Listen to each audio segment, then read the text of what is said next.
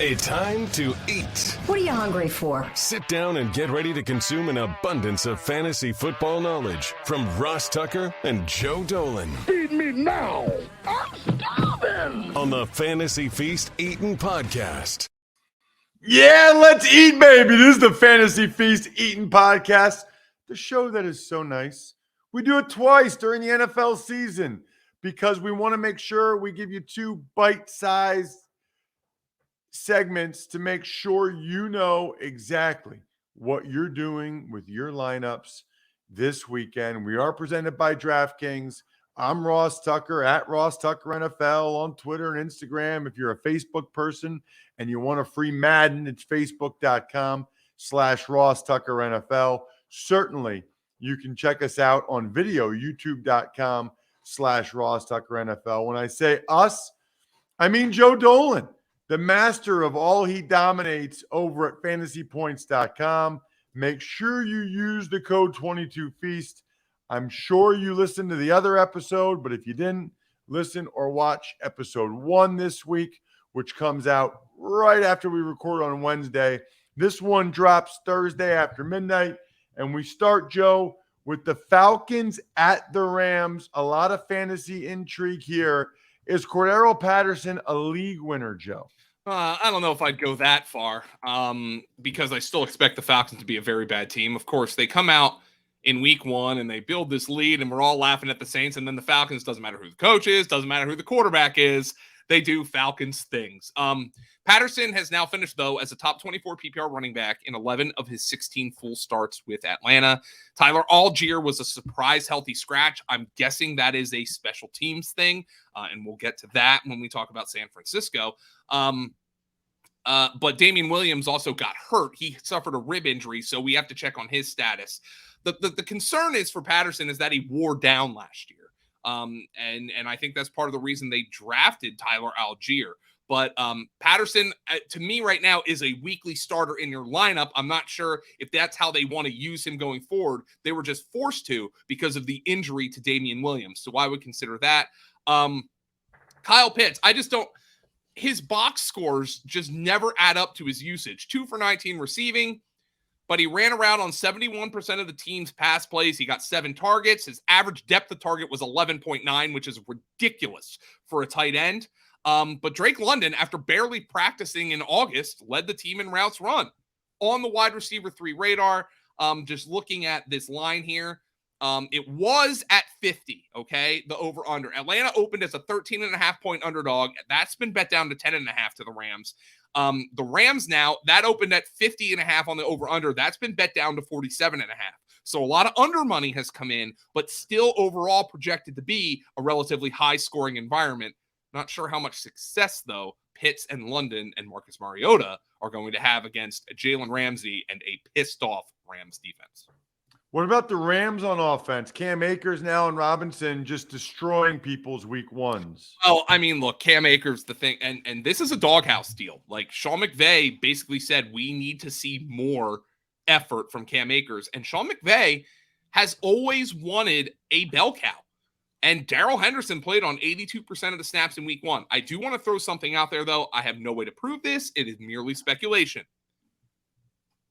I don't think Cam Akers plays a single offensive snap in that game if Kyren Williams doesn't get hurt. I really don't. Adam Schefter said, look out for Kyren Williams on the ESPN morning show in before the opener. Williams gets hurt on his first special team snap and then doesn't play. I don't think Akers plays in that game if Kyren Williams is healthy. I really don't. And that shows you that he's doghouse. Allen Robinson, by the way, ran a route on 59 of Stafford's 51 dropbacks. He's going to, I think Stafford's going to come out. I don't know if peppering is going to be the case, but I think Matthew Stafford will make sure Allen Robinson gets his in this game. That is it. And by the way, Atlanta's defense will not provide resistance. AJ Terrell could well provide a challenge for Allen Robinson, but this team cannot rush the passer whatsoever. I bet the Rams offense gets on track here in week 2. Seattle is in San Francisco where Geno Smith looked pretty good. Trey Lance didn't. Yeah, so now we have two NFC West teams who are coming off of disappointing losses, who are at home and are giving a lot of points. The Rams odds got bet down from 13.5 to 10.5, but the 49ers up to 9.5 after opening at 8. This game was 44.5. The total bet down to 41.5. So here's what the bettors are saying. San Francisco, people are down on them, but they played in a torrential downpour in conditions where you can't really glean anything. You really can't. Meanwhile, Seattle's coming off an incredibly emotional win in a game that the opposing coach basically handed it to them on a platter. All 49ers money coming in right now. All 49ers money. Let's start with Seattle just for some of the fantasy deals, because there's really only two guys I really I mean, Tyler Lockett's like a low-end wide receiver 3, but there's really only two guys I'm considering. Rashad Penny, who looked pretty good in week 1. Not huge numbers, but I thought he looked pretty good. I do want to see what Kenny Walker's snap share is, because Pete Carroll says he's going to play this week. We'll see if that's the case. But DK Metcalf, in 4 career starts with Geno Smith, incredibly consistent usage. DK Metcalf has been between 23% and 27% of the offensive of the target shares in the 4 career games he's played with Geno Smith, and he's averaging 15.5 fantasy points per game with Geno Smith. That's pretty good. Meanwhile, Tyler Lockett, he had a game where he had a 59% target share with Geno Smith, and he had 12 catches for 142 yards, but he's been at 23% or below in the other 3 starts with Geno Smith. So DK Metcalf is the consistent guy for the Seattle Seahawks. As we get to the Bengals and the Cowboys, it's ugly for the Cowboys, Joe. Real ugly. By the way, Ross, I want to say one thing about the 49ers. And again, I'm going to tell you guys, you could criticize Trey Lance all you want, and you might well be right. I'm not gleaning anything from that passing game in week 1. I want to see them in a better environment. 2 things. I know waivers have likely already run in your league. If you need a starter for San Francisco to play now, it's Jeff Wilson. If you think I'm okay at running back, I want to see who might emerge. It's Tyrion Davis-Price, who I think was inactive. Well, Kyle Shanahan flat out said it. We know about his doghouse, but he flat out said that the undrafted rookie Jordan Mason was essentially he was active on game day strictly because of special teams reasons over Tyrion Davis-Price. We'll see if that's actually the case in week 2. Got it. Good note. Cowboys, gross. I mean, I don't know what to say, Ross. I mean, now they're not putting Dak on IR. Which is laughable. Well, I mean, he's not playing in the next 4 weeks. Like here's the thing. I don't deny that he could be a fast healer, but Ross, literally everything they've done this offseason has been reckless and reactionary. Why should this be any different? Why should this be any different? Like, I don't doubt Dak wants to get back out there. That offensive line was atrocious, and their lifeline is 40-year-old Jason Peters on the practice squad. 2 weeks ago, this was the betting favorite in the NFC East. Now, obviously, a lot has changed. Now they're the favorite to finish last in the NFC East. CeeDee Lamb, terrible body language. I don't know what they're doing. He's running bad. Right? Like Stephen Jones is like, oh, he's got to grow into being the number 1 receiver. You feel like you would have known he did that before you gave Amari Cooper away? Like, look, I mean, I've had people saying here, what should I trade CeeDee Lamb for? You can't.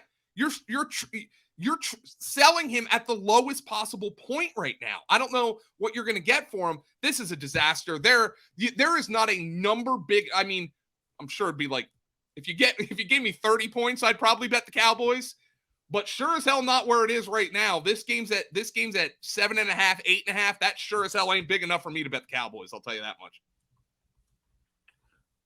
No, it's not. What about the Bengals, Joe? Well, the Bengals are coming off a obviously disappointing loss, and Joe Burrow was atrocious in that game. He'll be better than that. Got to watch the status of T. Higgins. By the way, since his week 15 dud against the Broncos last year, Jamar Chase is averaging 7.6 receptions and 126.9 yards per game over his last 7 games. Joe Mixon, how about like 40 opportunities in week 1? Now, the Bengals ran over 90 plays, But that is a great sign for Joe Mixon's bell cow usage. Keep an eye on T. Higgins because if he doesn't go, then Tyler Boyd becomes much more intriguing. But I would anticipate the Bengals offense gets back on the right foot in this game. Me as well. Micah Parsons is so good, Joe. Yeah, I mean, the only way the Cowboys are going to slow anybody down is if they're able to clone Micah Parsons. Like, I mean, he's obviously great. I would be concerned about Joe Burrow behind that offensive line with Parsons, but I mean, everything else for the Cowboys is just an abject disaster right now. Houston's at Denver. This total's been bet way up from 42 to 45, despite Denver being consistently a 10-point favorite across the board. Comedy of errors in week one, an absolute comedy of errors. Overall, though, as hilarious as it was, and I'll fully admit it was hilarious that Russell Wilson went into Seattle and lost. They lost that game because of coaching. Shotgun, like Melvin Gordon fumbles at the goal line, then Javonte Williams fumbles at the goal line because the play gets blown up. Running shotgun. Russell Wilson's built like a linebacker, and you're running shotgun at the goal line. I mean, Ross, I hate when my college team does that. It pisses me off. Like when an NFL team does it. Javonte Williams, by the way, is really good. Yes, he is. He's freaking explosive. Like, I mean, they got to get him the ball more often, and we knew that. We always knew that. Jerry Jeudy and Cortland. First and foremost, I know it worked for a little bit. What was that game plan? They come out and they use 4 tight ends, and Beck is out there catching passes, and they're throwing. Well, Beck looked good, but sometimes these guys outthink themselves. Saubert's getting shovel passes. Like, I don't know, Ross. Like, they didn't. You have Cortland Sutton and Jerry Jeudy, and neither one of them gets a target until halfway through the second quarter. And I actually thought Russell Wilson played pretty well in that game. So at least, like, I think he had a Russ game, you know, like he's going to make a couple of boneheaded decisions, and then, you know, he's going to make plays down the field. Like, I think that's what he did. We saw it with Jeudy and Sutton. And by the way, inside the 20-yard line, when you have Melvin Gordon and Javonte Williams, Nathaniel Hackett called 12 passes to 3 runs. They had 4 drives reach the red zone, and they came away with 6 points. What about the Texans on offense? Pain.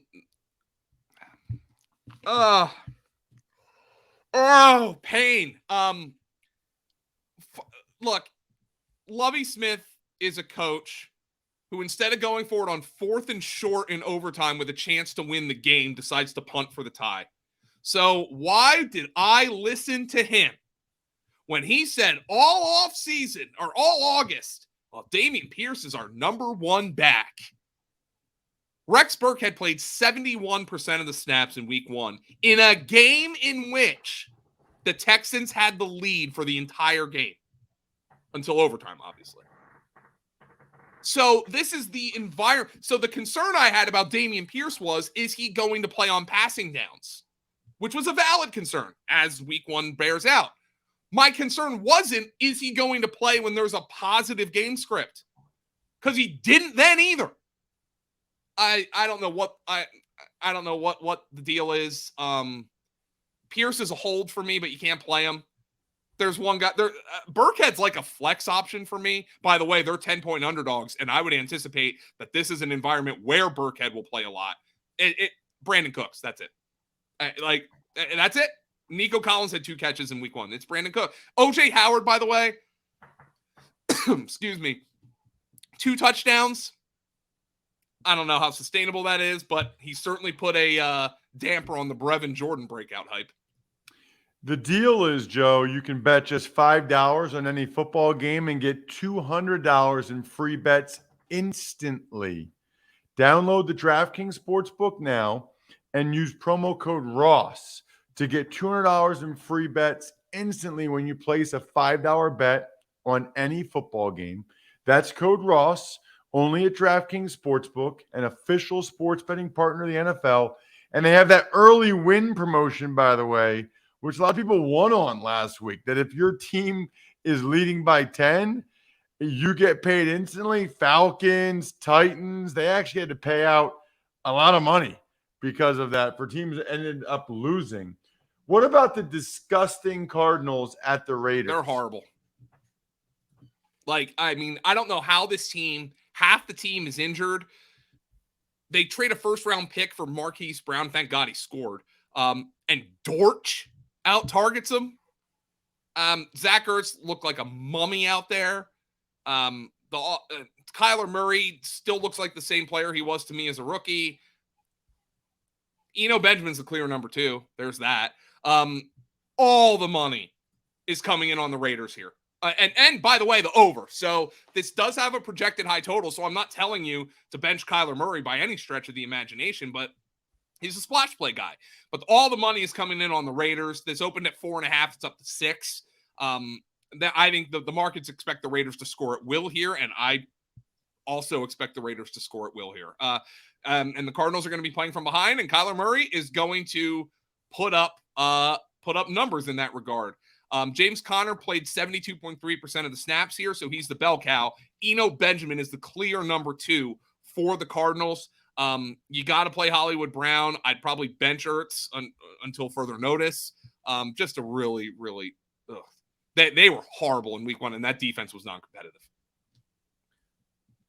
What about the Raiders? I thought Derek Carr played really bad. Yeah, he had some terrible turnovers. He was force-feeding the ball to Devontae Adams. 45.9% of Derek Carr's targets. But he had some bad turnovers. Here's what I think is going to happen. I think they're going to settle down. I think they're going to get a little more balanced. I think they're going to run the ball a little bit more against the Cardinals. And I have a hunch that Hunter Renfrow is going to get his in this game. Now, keep in mind, Hunter Renfrow going up, he had 3 catches in week 1, going up against Bryce Callahan, who's one of the best slot corners in the NFL with the Chargers. This Arizona secondary is atrocious. I think Hunter Renfrow and Devontae Adams are going to get catches at will in this game. And I think Renfrow is going to get a little bit more. I think they're going to tell Carr, obviously, Devontae, you want to get him the ball. Don't force things nearly as much. And I think Hunter Renfrow is going to get his in this game. By the way, the Raiders barely even tried to run the ball. They threw the ball on early downs on 75.5% of the time, which by far led the NFL. So I'm not sure they're going to try to run the ball in week 2, and I'm not sure they're going to need to. But Josh Jacobs is an RB3 if you're interested in that in that regard. But yeah, I think Hunter Renfrow is going to have a bigger game, and that's a hunch. But I thought he had a bad matchup in week 1, and I think he's got a better one here in week 2. What about the Bears at the Packers? So again, I said it with the 49ers, and I'm going to say it again with the Bears. I know people are disappointed in Darnell Mooney and Cole Kmet, but the Bears ran the ball on 73.8% of early downs, which is the league high rate in week 1, because they played in a monsoon on a field that had 2 inches of standing water. That is not going to be the case, hopefully, this week in Green Bay. So I don't know how much I'm going to glean from that. I think you throw it away for Mooney and Cole Kmet, who are the only 2 pass catchers you can consider here. David Montgomery played 66% of the snaps, but Khalil Herbert looked like he ran better. That tracks with what Greg Cosell was saying all offseason about Khalil Herbert maybe being a better fit for this zone run game. But I want to see this offense in a better environment before I really do freak out about the passing game. Though it is, of course, a bad matchup for Darnell Mooney going up against Jair Alexander, who the Vikings managed to scheme Justin Jefferson away from Jair Alexander. They did a great job. Jair Alexander was not very happy about that, by the way, as his post-game comments made evident. What about the Packers on offense? They got smoked in week 1, and they got smoked last year in week 1. The difference is Devontae Adams is not walking through that door. I think this is a squeaky wheel game for Aaron Jones. Matt LaFleur came out and said, that's on me. He can't have just 8 touches in a game. I know this is a Sunday night game, but if I'm playing DFS, Aaron Jones is a really appealing option. And I'd be looking to some Aaron Jones prop bets because I think he gets the ball a lot more in this game. By the way, the Packers are operating in this game as 10-point favorites, and I can't disagree with that. I do wonder how different that game is if Christian Watson catches that ball. That was a perfect throw from Aaron Rodgers, and Watson absolutely pantsed Patrick Peterson on that route. But hands have been a problem for him.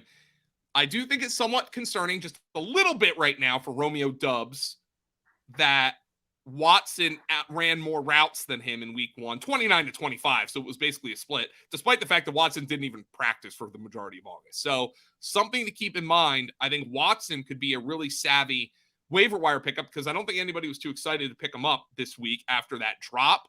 But he's somebody who's got a lot of physical ability. He dusted Patrick Peterson on that route. He just didn't complete the catch, which is the biggest part. We have to check on Allen Lazard's status. I'm not 100% confident in it. And if I do have Allen Lazard, the bad news is this is a Sunday night game. So if he's a game time decision, you probably have to bench Allen Lazard because you're not going to have options. Robert Tonyan, by the way, only played 22 snaps in week 1, but he ran a route on virtually all of them. So they were easing him in passing situations. I would anticipate his usage goes up more in the coming weeks. What about the 2 Monday night games? We'll start with the Titans at the Bills. Oh my God, the Titans are so bad. This team's going to be bad, man. Ryan Tannehill, his top 4 receivers in week 1, Kyle Phillips, the rookie receiver, Treylon Burks, the rookie receiver, Dontrell Hilliard, and Jeff Swaim. Robert Woods gets 2 targets. 2. How can you possibly have any confidence in any of these guys? Now, Phillips is a guy I'd consider picking up off the waiver wire because of his slot role, but what a disgusting passing game. Derrick Henry, that's it. I mean, and by the way, they're massive underdogs, which is a bad situation. They're 10-point underdogs to Buffalo. That's typically a bad situation for Derrick Henry. I am not enthused about any Tennessee Titan right now. I do consider picking Treylon Burks up off the waiver wire because I thought he looked pretty good, but Kyle Phillips played way more than Burks did.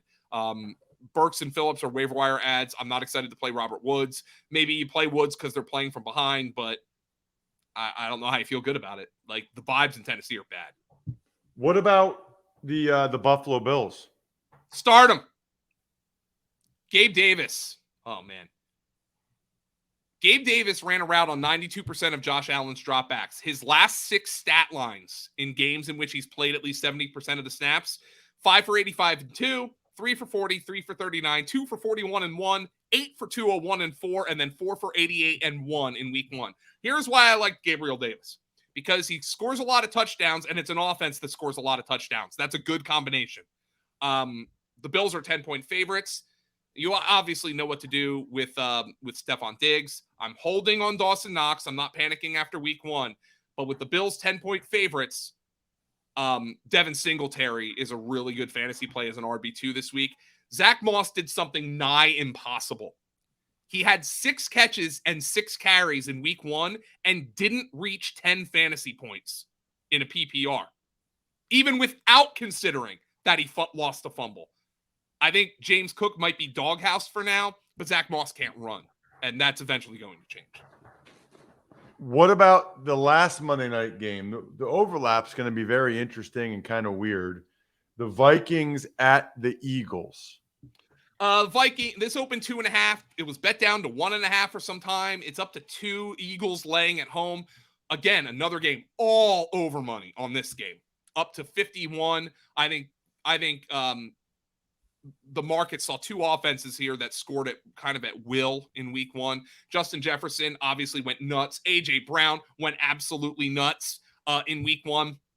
But I talked about the squeaky wheel game for Aaron Jones a little bit earlier. Talked about it a little bit when it came to Hunter Renfrow.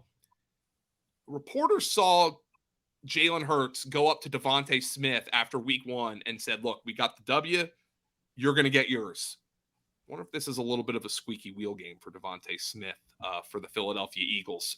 But the Eagles are going to be able to run on anybody. I thought you'd find this stat interesting, Ross.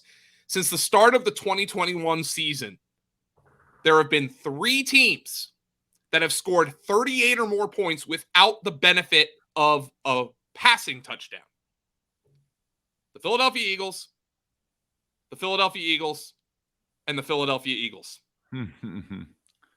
I saw you tweet that. Their run game is lethal. They did it, by the way, twice against Detroit. and then once against New Orleans last year. But their run game is lethal. Here is a fantasy tidbit for the Eagles. Miles Sanders, for now, is their closer. They had to run to put that game away against Detroit. He got the job done. So they're going to keep giving him the ball.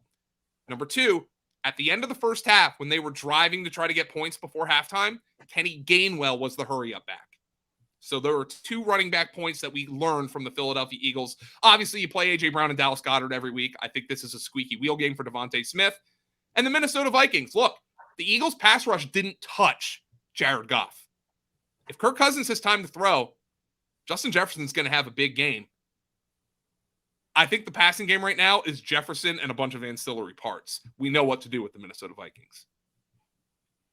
He's Joe Dolan. We know what to do right now. We follow him on social media at FG_Dolan if we don't already. We go to fantasypoints.com and use the code 22Feast. Check out me on social media as well, or at Ross Tucker Pod, Twitter, Instagram, if you want a free Madden this week. Other than that, now I'm totally stuffed after the dessert as well. We're done. Thanks for listening to the Fantasy Feast podcast. Make sure to also subscribe to the Ross Tucker Football Podcast, Even Money, Business of Sports, and the College Draft. All available at Apple Podcasts, rosstucker.com, or wherever podcasts can be found.